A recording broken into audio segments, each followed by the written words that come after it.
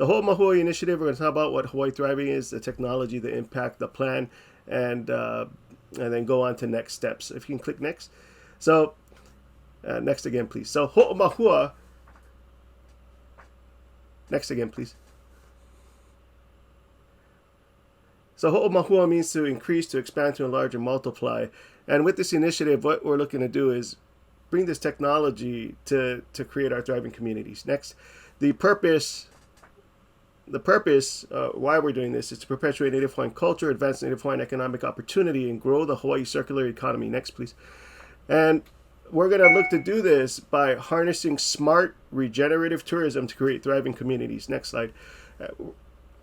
And we're going to basically look to deliver on smart tourism solutions with the community, nonprofit, business, and government stakeholders. Next, please. So the question is, what is smart tourism, or what does it enable us to do? And so, if anything, these are the key takeaways to know about smart tourism. It enables tourists to make intelligent decisions that allows them to see real-time data of hotspot crowding and provides incentives to promote positive choices like not driving to Hana when it's full. It connects tourists to stakeholders, creating a tool for economic resilience, cultural perpetuation, and appreciation through education and activities, and improve relations with regenerative tourism and growth to the circular economy with buying local. And it creates opportunities for better governance through delivery of objective data that can shape policy and improve public safety. In short, smart tourism is going to be a connected app that lets folks tie into everything: the community, resources, education, reservations, etc. Next, please. So let's go into a little bit of what the technology is. The technology is called LiDAR. Basically, we're combining Internet of Things devices, which is smart devices that communicate on the network or the cloud, and it's LiDAR. And we're combining that with apps and dashboards running off of the Esri platform, which is the global information systems mapping leader, and that uses GPS. So next, please. So with these LiDAR devices, they're made in America, human and animal eye safe. And what it does is basically paints a 3D picture with about 1.5 million dots of light a minute or so. And with the artificial intelligence that comes with it, it's able to not just paint a picture, but identify about 260 objects at a time. And through the artificial intelligence can identify if that object is a person, an animal, a vehicle, a vessel, and it's accurate down to about 3 centimeters. So it can get everything down from a mongoose on up, and then the devices themselves don't collect any personal identifying information. All it knows is it's a shape. It can't tell you who the shape is, what it's wearing, or anything. It just tells you it's a shape, and this is most likely what it is. But when you integrate it with like a CCTV system, camera system, the objects can then be identified and tracked over the network where all of these objects are linked to. And then it can also provide automatic alerts. Next slide, please. So this video that you're going to see is essentially the demonstration that we did out of Twin Falls on the 17th of August.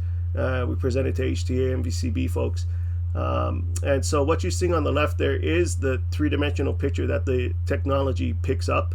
And then what you're going to see is vehicles start passing by. They'll look like big boxes. And then you see little green boxes. Those are actually people that the technology is seeing. And so this is we did this at Twin Falls for a period of 1 hour from 8 to 9 a.m. on the 17th. And in that time period alone, we tracked 300 cars that went into Hana. So while this thing tracks vehicles, it's also able to, like we said, look at about 260 objects at a given time and send real-time alerts to folks as far as if someone's entering a place they shouldn't or trespassing and that sort of thing. So this application beyond the tourism aspect definitely has value when monitoring large areas, when monitoring shorelines, in that it can send out real-time information to stakeholders that need that information. Next slide, please. The apps and dashboards with that GPS integration is going to allow us to do incentivization by geofencing. So let's say Hana is full, someone passes Paia, it's full, they get an alert if they're on our app saying, please turn around, go visit another part of the island. They pass, let's say, Ho'okipa, and they're still on that route, then maybe they can be incentivized with some sort of a coupon from a participating business to go to another side of the island, and that they'd have to take advantage of it in that time frame. So that's one of the ways we'd be able to incentivize folks. The big picture, what we're trying to look at doing, you can click next slide please, is looking at having all of these smart sites established on the island, so a tourist can look at a map just like this and identify really quickly at a glance what they want to do, based on if it's open, congested, or full, with simple color coding of green, yellow, red. And then if an area is totally full, like you see East Maui is labeled in red, then that kind of gives that picture, like, okay, let's say to South Maui because it's green, so that'll allow for tourists to hopefully make the right decisions, and allow for you folks to have that real-time data that we can then collect into a larger database, so that way you can see that legacy data and make better planning decisions. And then with this system, through the app, we'd be able to integrate stuff like reservations, and highlight these Native Hawaiian owned and local Hawaii domestic businesses for people. So when they, let's say, click on a part of the island that they want to go visit, they can then filter on the app areas of interest for eating or for events or the sort, and we would work to highlight specifically Native Hawaiian owned or Hawaii domestic businesses to help that circular economy. Next slide please. And one more time. So part of what the app is going to also include is educational content. This is just a quick walkthrough of one of the what they call a story map, and where it's what we're hoping to do is basically create a story map with schools as like a class project, to where each school can tell the story of their ahupua'a. And then when they click on an ahupua'a, like you see on the left there, it'll pop up the information of what that ahupua'a is, what the moku is, what the mokupuni, and then have a link to a story map just like this. So that way, from tourists to our youth, everybody can be informed on the history and culture of each community. So that's part of the educational piece that we can provide as well. Next slide please. Okay, so let's go into what our goal is, the impact we want to make. Next slide. There's 5 specific goals, there's 10 specific objectives, and there's 24 measures that we're seeking to achieve with this. So for the sake of time, being that you all have the presentation, I'll just glance over on the objectives as the measures are really drilling down. So the 5 goals are to advance Native Hawaiian economic resiliency, and that is what we're going to look for in the grant that we're applying for, is to impact Native Hawaiian economic resiliency, is to perpetuate Native Hawaiian culture, is to improve tourism management and community planning, to grow the Hawaii circular economy, and to positively impact communities. Next, please. And so, like I said, I'll just glance over on these objectives, so we don't drill down so much into the measures. You can take time for yourself to look through that. This first objective, obviously, encourage and support Kanaka Maoli, our Native Hawaiians, to economically benefit from the tourism industry. We'd look to do that by working with our additional stakeholders that are focused in business development to talk with folks to go from a ideation to a creation phase on one end, and then to also work with individuals and families to become financially literate and to support their homes, get into a home maybe. And then we have another stakeholder, KETA. So HYPE is our financial literacy arm that would work with our folks and consult with them. They provide free financial literacy to folks. And then the other nonprofit would be KETA, the Kanaka Economic Development Alliance. They have a database of all Kanaka Maoli businesses, and are just receiving grant funding to expand their database to include resources to connect businesses to businesses and support them. So they would come on board to assist in the incubation and acceleration part of businesses that are already up and running. And then with all of this, we'd look to have folks be able to integrate through the app, highlight their businesses, highlight products that they're selling, etc. Next slide, please. You're probably gonna have to click about 3 times. Yeah, so these are all of our measures that we would look to do for the grant. Next. Next objective, you're looking at, for me personally, this is like the core of it, is to ensure Native Hawaiian youth see their culture as valued and encourage cultural growth and provide meaningful, engaging education content for authentic cultural learning. So this all for me started with the premise of we want to see youth actively participating in learning their language and in participating in their culture, and see that their culture is valued by tourists who volunteer or pay to do services with them to learn how to do everything from being in a taro patch to a fish pond building to speaking the language. So with that, this goes into the regenerative tourism piece, where tourists come, they make reservations to volunteer, or they make reservations to pay for that activity, and hopefully that inspires young people to continue living their cultural heritage, and they see a value in that beyond just keeping that going. Yeah. Next, you can click about 3 more times.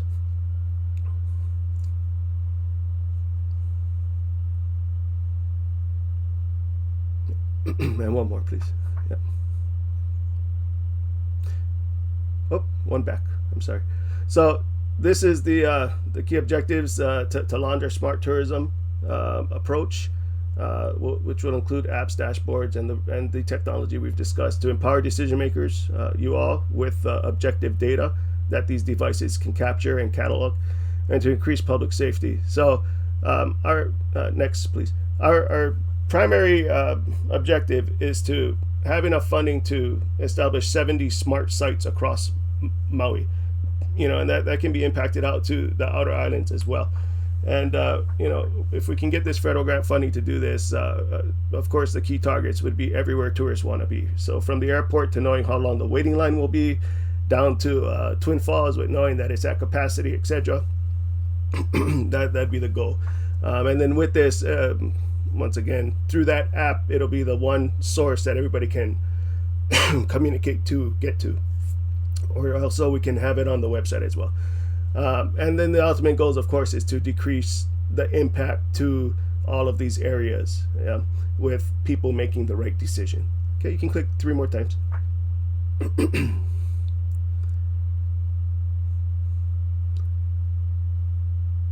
The other objectives: connect tourists directly to Native Hawaiians. We've already went through that, and promote the growth of the circular economy. So just in short is, part of that beyond the tourists interacting with these businesses and nonprofit organizations and the community is also to grow that network of local businesses, so that way we can encourage them to purchase from each other, growing that circular economy idea that much more. Yeah. Next slide, please. About 3 more times.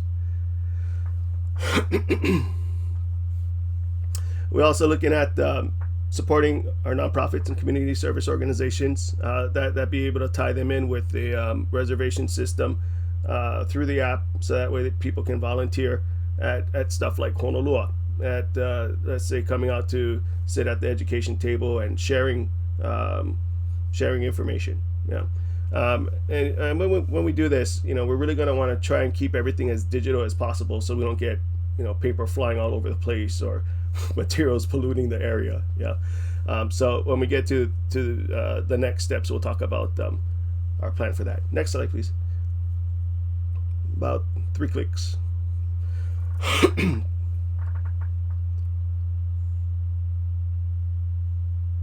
Okay, so that's in summary, our 5 main goals and our 10 objectives. Now we're gonna take a quick dive into what the plan is. If you can click the next. And and 1 more. So we have 5 phases to our plan. The plan is looking to go from now until July 2024. So right now we're in our support phase, where we're gaining support and necessary stakeholders to develop the initiative. This is obviously a key part of that. Your vote to support in resolution us moving forward with the Hoʻomāhua Initiative will allow us to apply for the EDA grant that we seek. Next slide, please.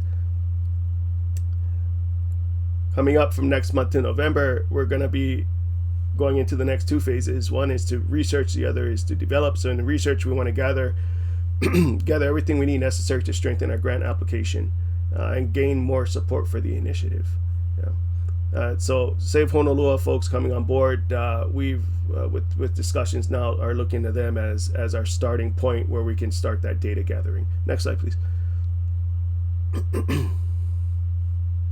On the development phase, which is October through November, that's where we put all the logistics required from the grant writing to everything and the research and go for the grant funding, and also continue just basic fundraising efforts to continue this initiative. So, Paulo, can you wrap it up? I want to get to members' questions. Yep. For the break. Almost, Pa. Next one. Implement phase, that's where we execute the plan and meet all the goals and objectives and measures. Next slide, please. And then extending beyond 2024, at that point, we hope to have enough revenue generation with this whole system to continue its growth. Next slide, please. Current progress is we have the capacity now with our team to deliver on the goals and start immediate rollout. We've done our live demos. We've been in active talks with Partners in Development Foundation as a fiscal sponsor for this federal grant. And we have 6 entities that have signed on board in support of this initiative. Next slide, please. 2 more clicks forward. So specifically, we're asking for that resolution of support to apply for our grant. We're going to seek about $3 million in funding to launch all of these goals and objectives, and we're seeking initial funding from the county if they could support the effort for our grant writer, which is coming in at about $15,000.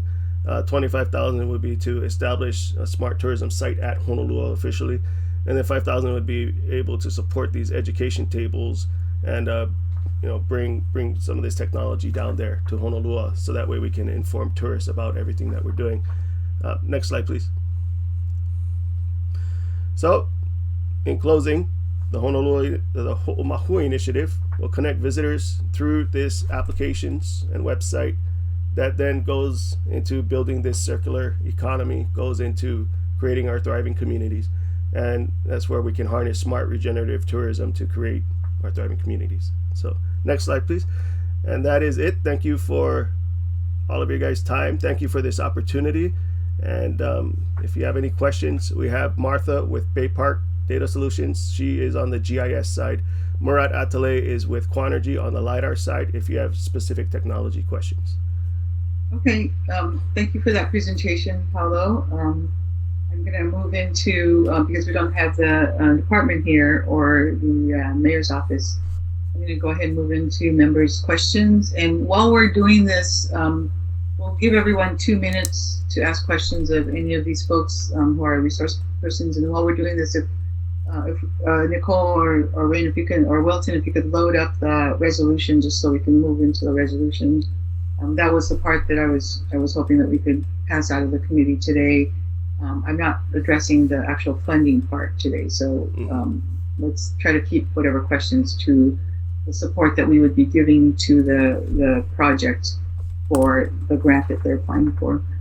So I'm going to go ahead and just let you folks raise your hands, and so we'll start with Member Johnson, and followed by Member Sinenci, the Vice Chair. Chair. Thank you folks for that very technical presentation. It was really nice.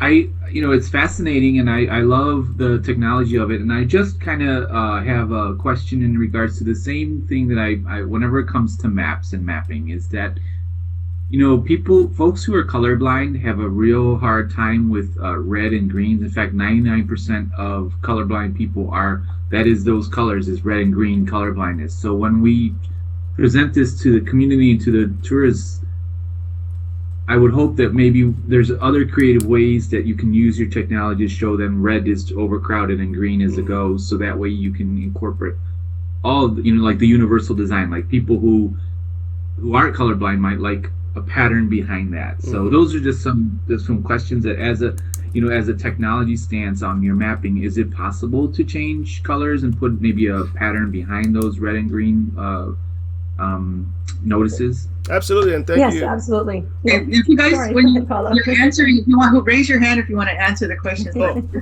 Somebody. Go ahead, Martha. Martha. Yeah. Martha. Oh, okay. I was just going to say, yeah, absolutely. I mean, Esri is the world leader in GIS mapping and are well aware of the accessibility issues that some people have. So we can do patterns, symbols, shapes, background symbols. We can do a focus group and figure it out. It's all possible. Okay, thank you. Chair, that's my only question for now. Thank you so much. That was a great question. Yeah, thank you.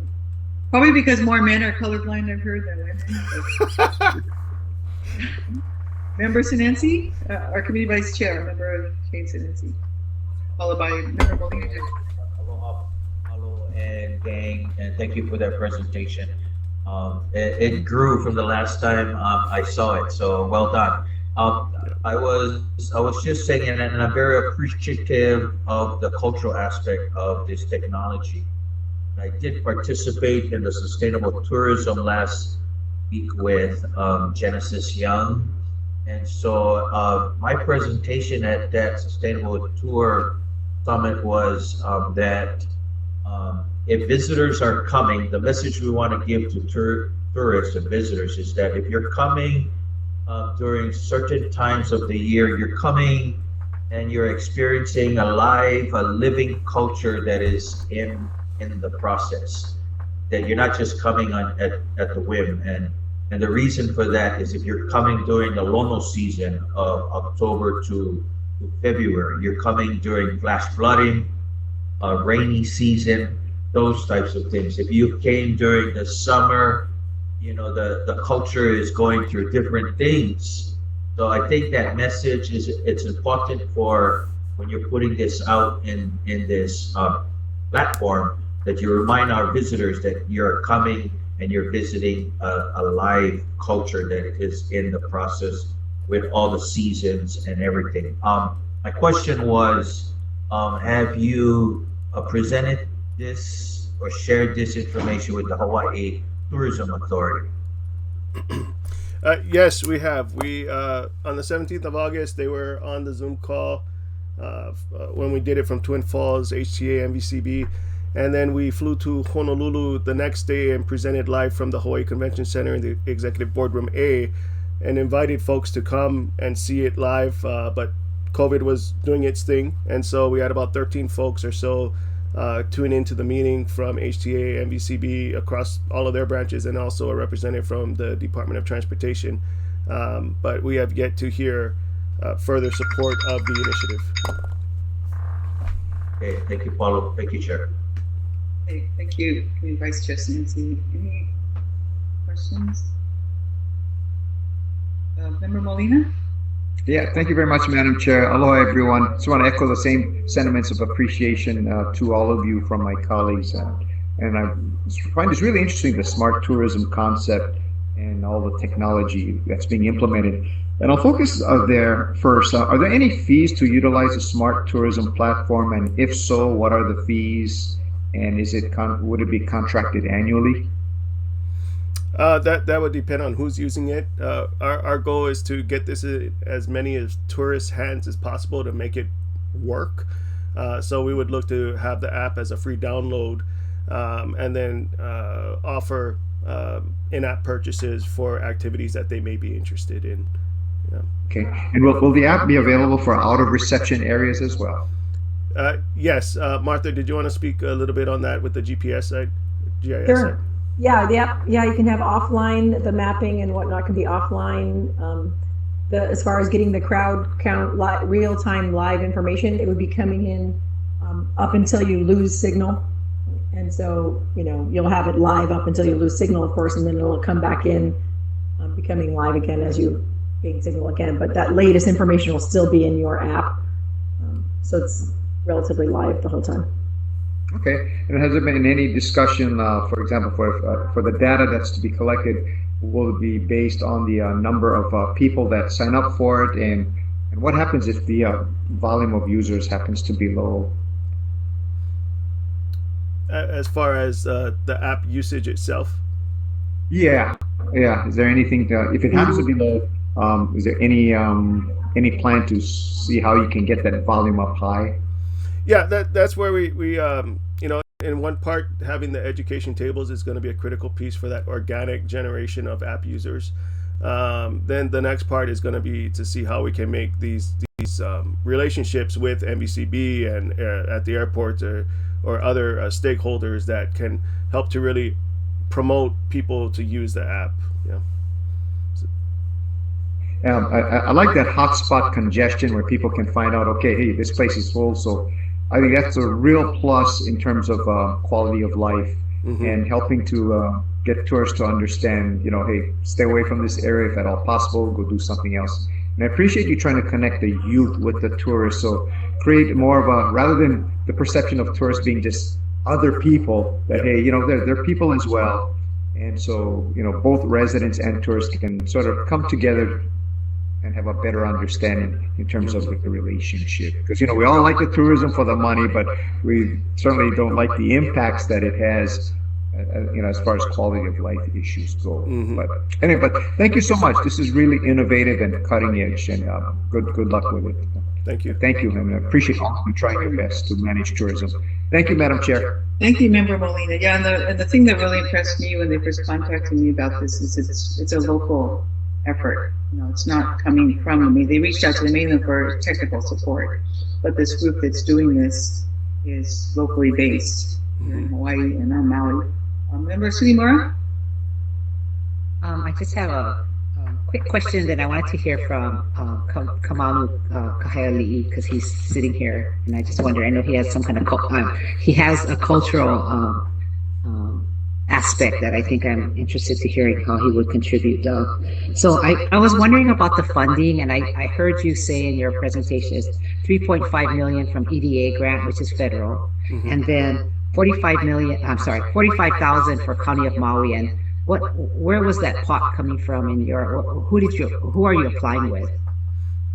OED? Go ahead, But yeah, so for the county funding, we're really just throwing that request out there to you folks, and hoping that you guys can provide us, the right guidance as far as where to turn into that part of it. Yeah. I see. And what kind of time schedule were you looking at for the 45,000? So we've been working with Melissa Hemp as a grant writer, and she used to work with Patsy Mink and has a lot of experience going for federal grants. She's applied for 3 different EDA grants before. The window closes on the September of 2022, but the way the grant is, it's when the money runs out, it's gone. And so she urged us to move basically as quickly as possible through the process, so that way we have a competitive chance for the federal funding. Yeah. In other words, you're looking for the 45,000 now, so that you can start writing your grant for the, I guess it's deadline of September 2022. Correct. And the main portion of funding that definitely needs to be there is the 15,000 for the grant writer, so we can move that piece forward. The additional 30,000 would allow Honolua to be established as that first smart tourism site, and be that example that hopefully draws in more, strengthens our competitiveness of the grant. Yeah. Okay. I would love to hear from Mr. Kahaialii if you would allow him later. Let's see if there's any other questions, any other council members have questions. Member Colton. Thank you, Chair. I have 2 main questions. We have had quite a bit of people reach out to us against 5G, and I just wanted to confirm publicly that the LiDAR doesn't need 5G to operate. That is correct. Murat, if you could speak to the amount of data that needs to be sent out, that what type of spectrum it can run off of. I don't know if Murat is still with us with Quanergy. And then the other question would be, 33%, 15,000 is about 33% of the 45,000 total. And I haven't ever seen like that high of a percentage for the administration portion of a grant before. Have you researched other grants, how they were awarded and the maximum given for the administration portion for a grant writer and things like that? Is that something that you've come across regularly? So the grant that we'd be applying for would be in that $3 million space. We're just requesting the supportive funds for the grant writer so we can apply for the grant. But I don't know if Murat is still with us, but the technology when it sends. Yes. Yeah, he's here. Okay, sorry. Hi everyone, from Quanergy. As Paulo mentioned, the technology actually, the data we're sending out is within kilobytes data. Either with even with 2G, 3G, it should be properly be able to upload it quite fast, but given the LTE-based world, which is fairly fast, and we definitely do not need for 5G or this kind of a data to be sent out over to other network. Okay, thank you. So you're saying the 15,000 is part of a $3 million grant? Correct. Oh, okay. That's definitely within the correct range. Okay, and that would be a federal grant, so they need a grant writer right for the federal grant. Let's see, do we have any other questions from council members who haven't asked yet? I think the only one is Chair Lee, so you're good. So what I'd like to do now is does anybody need to go through this resolution line by line? It's in the chat. There's a direct link to it in the chat. If we're ready, we can go ahead and vote on it. Basically, the resolution is urging, it's the council's support and then urging the mayor to support the implementation of the Ho'omāhua Initiative. And this is what they need as soon as possible to also apply for that federal grant. Recommendation, Chair. All right, thank you for asking for that. So my recommendation would be I'd like to entertain a motion to adopt for the adoption of the proposed resolution entitled urging the mayor to support the implementation of the Ho'omāhua Initiative, allowing staff to make any non-substantive revisions. So move. Second. Okay, moved by Councilmember Sugimura. Second, I think by member, I couldn't hear who. We'll give Ms. Committee Vice Chair Sinenci a second on this one. And any discussion, members? Member Sinenci? Mahalo, Chair. Yeah, I'd like to speak in support of the motion on the floor. I had the opportunity to work with the group today, Ho'omāhua Initiative, and I just wanted to add that I am participating in the county tour temporary investigative group where one of my proposals was to actually put more funding for apps such as this smart tourism app to nonprofits that do not always represent the tour industry to help with tour managing. So I just wanted to speak in support. My second proposal was to establish more of the cultural districts that some of the, that was presented today. So hopefully, if we do establish cultural districts where there are more placards, statues, museums that can direct our visitors to, could also be helpful. Mahalo, Chair. Okay, mahalo. Councilmember Paulson? Supportive. I just for the part 3, I think that was Ohana Ekolu LLC, and then Are you talking about the resolution? yeah, and then I think maybe remove Rod Antone since he has since stepped down. But those may be non-substantive. Just confirming Ohana Ekolu LLC. Oh, okay. That was a misspell. So it says Oaxaca. It should say Ohana. Staff, can you get that and take out Rod and Tone? since he just stepped down from his position. And I think we can just call those non-substantive changes, if there's any objections. Thank you, Member Cochran. Okay, and who else has their hand up? Member Sugimura, did you have your hand up? Yeah, of course, I'm very supportive of this. I'm glad to see it actually, because it kind of brings all the different elements of what we've been saying for a while. I'm glad you're doing this, and I hope that you will then focus, or you're working with the destination management plans that have been launched for the whole state, because I could see a very big benefit if Hawaii Tourism Authority would implement something like this for every island, you know.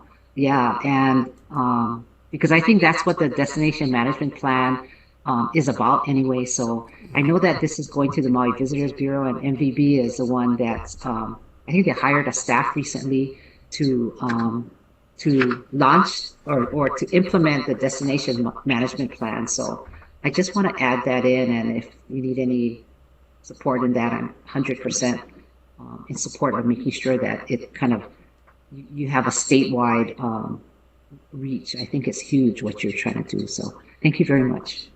That's great. Thank you, Member Sugimura. Member Molina. Yeah, thank you very much, Madam Chair. I want to state my support for this as well. I guess you can call this tourism connectivity, and in terms of educating the tourists to the culture, and of course having our youngsters, I like that, making them aware of the history of the ahupua'as. That's so important for the next generation of youth coming up here. So keep up the great work with this. This is certainly very innovative and cutting edge. Thank you.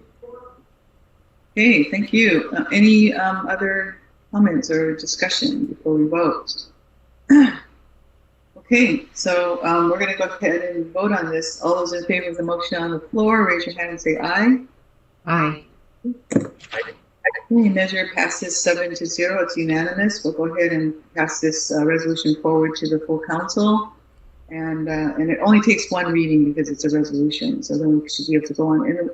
And I want to encourage you to work with all the council members too on if you're looking for funding. You know, there may be some pots of money left in some of our individual district funds or something that we could direct your way. I think there is a grant at the county level for tourism information, you know, tourism, this kind of activity, but I think it might take you too long to get that one. So it would be quicker if you could pull maybe several council members, you know, just to get that $15,000 to get going on the grant. But anyway, that was just a suggestion. I don't want to pressure any council members into using your district funds where you've already got them subscribed. So members, it's 10:46. So I'd like to take a 10-minute break and come back, and then we'll hear from Stephanie Ohigashi on her project. And I don't think we're going to defer that project, so we're not going to take a lot of time on question and answer. I just wanted to put it in front of you of the Sister City Sustainability Summit that she's trying to put together, and she's working on starting to get support for that. But as far as this item, I kind of want to defer the county communication that's on tourism impacts. I don't want to file that. So if there's no objections, we'll defer that item and just file the. We need to file the county communication that I sent in, Nicole. I don't believe so, Chair. Okay. All right, so we're good then. We'll pass that on. And thank you, all of you, for showing up, and Wilton and Paulo and Martha. You know, I really appreciate the fact too that you're kind of keeping in touch with the conversations that are going on around the state, because they contacted me after I was on that PBS special, and there weren't very many people on that special speaking up with the public, so it's mostly industry people. So I really appreciate you guys, you know, taking care of our community and watching out for the residents. Thank you. Appreciate this community support. So it's now 10:47. We'll come back at let's come back at 11. I'll give you a few extra minutes since we worked past our break. Is that okay with everybody? And then we'll see if we can get through our next two items. All right. So we're right now on recess at 10:47. Thank you, Council. Thank you. Thank you. Thank you for the presentation.